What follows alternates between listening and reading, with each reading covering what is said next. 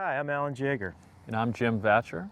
First of all, we'd like to thank you for purchasing our J-Band.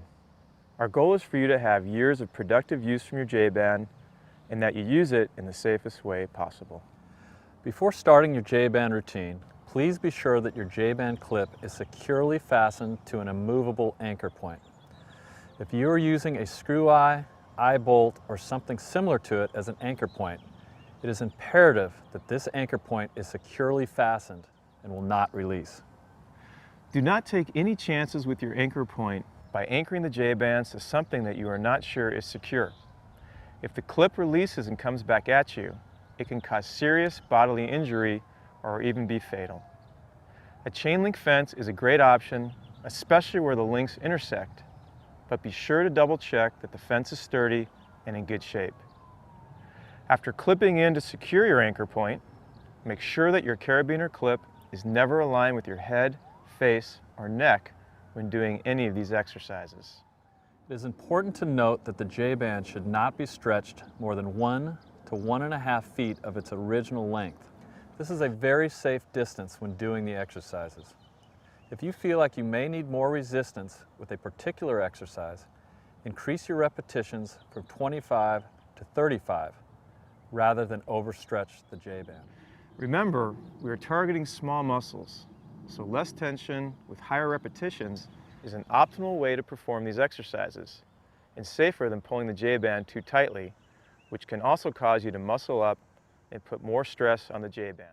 In the very unlikely event that the tubing breaks at this distance, it would have much less force or recoiling effect if the J-Band is not overstretched. Before each workout with your J-Band, be sure to take a close look at it to see if there is any cracking or cuts on the band. After years of use and being out in the sun, the band can start showing signs of wear and tear. Also, sometimes the J-Bands will get stepped on by cleats, which can also cause an unsuspecting cut or small hole in the J-Band. If you notice any cuts or cracking, especially near the clip, replace the J-Bands immediately. After using the J-Band, put it back in your bag, away from cleats and out of the sun.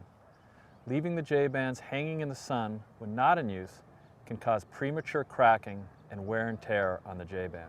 Now that we've gone through the safety precautions of the J-Band, we'd actually like to demonstrate the proper way to use the J-Band safely. So now that we've gone through all the safety procedures, we'd actually like to demonstrate the J-Band itself, go through each exercise, show you where the clip goes, and make sure that we're doing everything possible to keep the clip away from recoiling and hitting us maybe in the neck or face area. So that's what we're going to do right now. This is Chana McCarney. Glad to have Chana with us today. You ready to get rolling? Yep. Okay, here we go.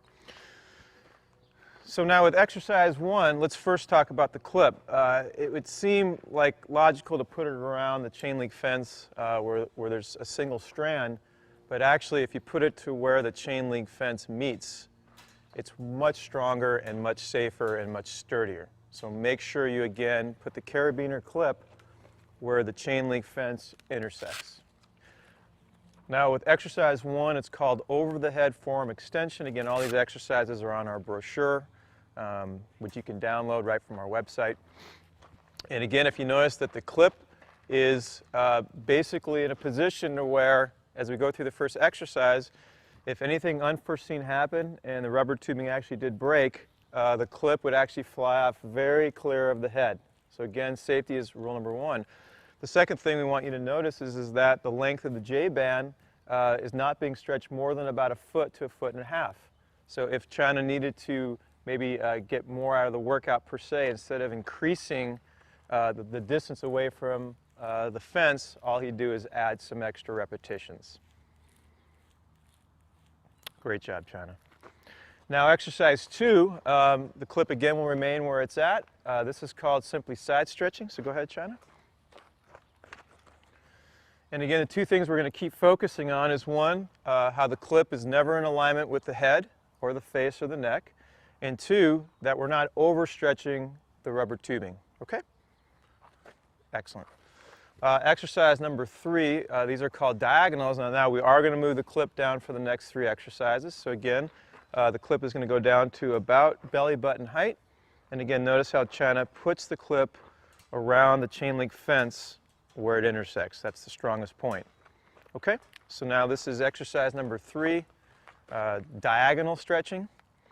And once again, you'll notice now that if anything were to happen and the tubing were to break, the clip, again, will not be in alignment with the head. That's going to be our constant focus throughout the workout. Okay, and that the band, of course, is not being overstretched. Great job. Now exercise number 4, these are forward flies. So again, the clip will remain where it's at, which is at about the lower back. And again, Channa will go through the forward fly exercise. And again, even though he could get out further if he really wanted to, he's staying in a place where the band is under control and he's not overstretching the band and putting it in a vulnerable position to break. And again, the clip is at a nice low position at lower back height. Great job, Channa. Exercise number 5, these are reverse flies. Again, the clip does not move.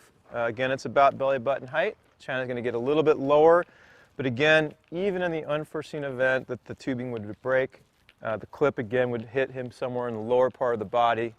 Again, we constantly want to remind you to keep the clip away from the neck or the face or the head. Awesome, great job.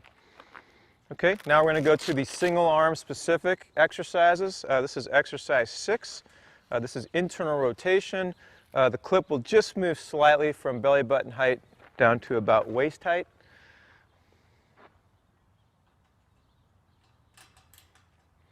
Great. And then we're going to go over to this side and we'll do internal rotation. And once again, clip is in a safe position. Channa is staying totally under control. He could get out much further. He's strong enough to do it. He'll up his reps if he needed to. Okay? Nice job. Now exercise number 7 is external rotation, also at hip height. Clip doesn't change. Same thing. Clip's in a safe position. Channa is working the exercises. Again, the focus is on staying under control, not overstretching the J-band. Nice. Okay, great. Now exercise 8 and 9, these are called elevated exercises, internal and external rotation. Exercise number 8 is elevated internal rotation. The clip will go to just about shoulder height. Again, notice how the clip is being hooked at the strongest point where the chain link intersects. And again, we'll come to this side now. Very, very important to note on these next 3 exercises, technically the next 4 exercises, that the clip is in alignment with what we call the home plate area, as if you were in the batter's box. And what this does is, if again the unforeseen event, if the surgical tubing were to break, you can see that the clip would be in alignment with the elbow. Again, he's clear of the body, it's clear of the neck, clear of the face, and clear of the head. Okay? Awesome, Channa, great job. Okay, exercise number 9 is elevated external rotation. Again, please note that the clip is in this home plate area and that his body would be in the batter's box again. Again, notice that the work is under control. He's not overstretching the J-band. Again, you don't need that much resistance to get a great workout if you're doing the technique right. Great job. The last 2 exercises for baseball players, reverse throwing and forward throwing. The clip is going to again move now back down to about waist height. And again, once you'll notice that we're hooking it around the strongest point of the fence where the chain link intersects. Same principle. The carabiner itself would be that home plate area. Channa would be in the imaginary batter's box. And this is called reverse throwing. Once again, we keep on reminding you that if the unforeseen event, if the band were to break or the clip were to release or uncoil, this would be clear of his torso. Obviously, you want to keep it clear of the neck, face, and head as well.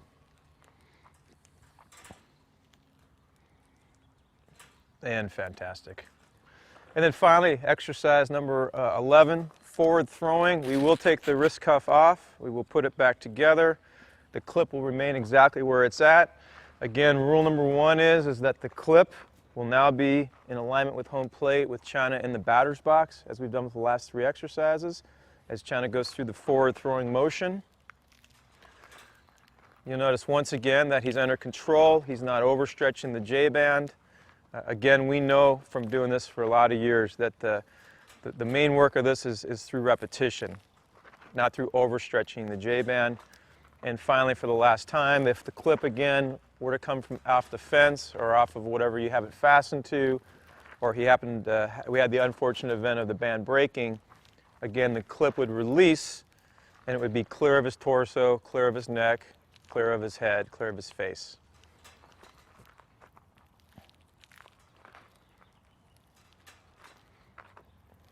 Great job. So what we want to do now is just to remind you that the J-band exercises are really designed for safety first. Obviously, we're going to get a lot of health, a lot of endurance, a lot of strength, and a lot of benefits from doing this workout. But again, having the clip as safely secure as possible is crucial, and always putting the clip in a position that in the unforeseen event that it either comes off what it's fastened to, or if the tubing actually broke, that the clip would never be in danger of coming anywhere near the neck, face, or head. So thanks again for stopping by. We hope this has been really helpful and informative to you. And remember to be safe, first and foremost. Thanks.